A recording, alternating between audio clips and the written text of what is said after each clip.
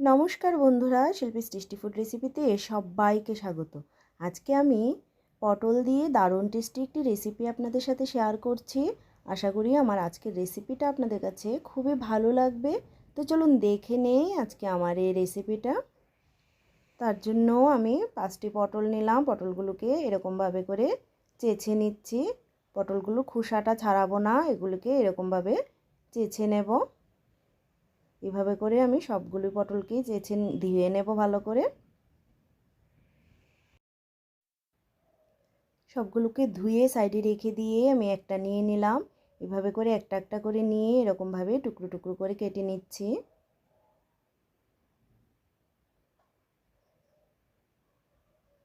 এরকমভাবে করে সবগুলোকেই কেটে নেব টুকরো টুকরো করে।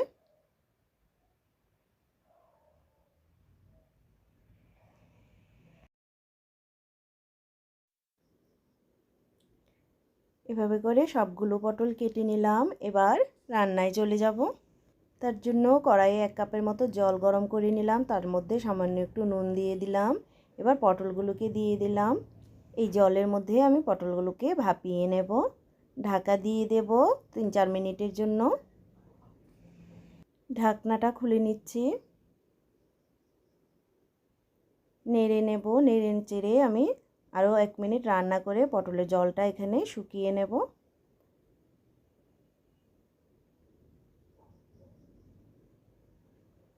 জলটা শুকিয়ে গেছে। এবার পটলগুলোকে নামিয়ে নিচ্ছি। পটলগুলোকে নামিয়ে সাইডে রেখে হালকা ঠান্ডা করে নেব। ঠান্ডা হয়ে গেলে পটলগুলোকে আমি একটা মিক্সিং জারের মধ্যে নিয়ে নিচ্ছি। এবার তার মধ্যে ঝালের জন্য 3টে কাঁচা লঙ্কা আর 4 কোয়া রসুন দিলাম, পেস্ট করে নেব। পেস্ট করে নিলাম সাইডে রেখে দিয়ে চুলায় কড়াই বসিয়ে কড়াইটা গরম করে নিয়েছি। এবার তার মধ্যে সর্ষের তেল দিয়ে দিচ্ছি। তেলটা গরম হয়ে গেলে তাতে 2টো শুকনো লঙ্কা চিড়ে দিয়ে দিলাম আর দিয়ে দিচ্ছি কালো জিরে। ফোড়নটাকে একটু নেড়ে নিচ্ছি।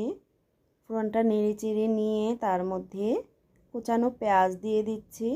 একটা মিডিয়াম সাইজের পেঁয়াজকে কুচিয়ে নিয়েছি। পেঁয়াজটাকে লাল করে ভেজে নেব।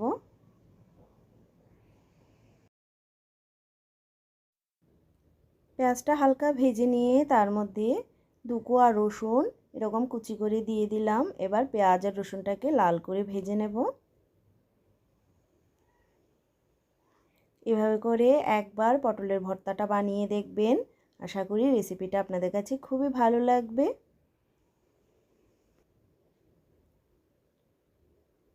পেঁয়াজ রসুনটা হালকা লাল হয়ে এলে তার মধ্যে সামান্য পরিমাণ নুন আর হলুদ গুঁড়ো দিয়ে দিচ্ছি।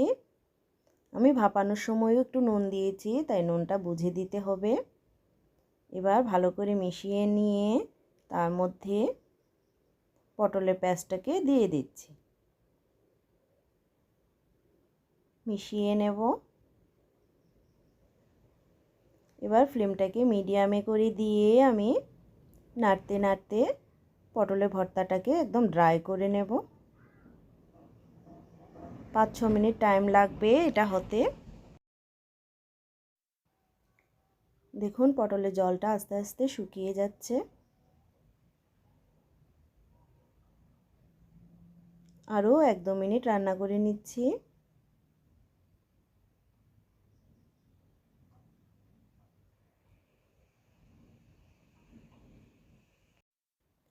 একদমই রেডি হয়ে গেছে পটলের ভর্তা। এবার নামিয়ে সার্ভ করে দেব। তো আমার আজকের রেসিপিটা যদি আপনাদের কাছে ভালো লেগে থাকে তাহলে ভিডিওটিতে একটা লাইক করবেন। নতুন বন্ধুদের কাছে চ্যানেলটা সাবস্ক্রাইব করার অনুরোধ রইল। দেখা হচ্ছে নেক্সট ভিডিওতে। সবাইকে ধন্যবাদ।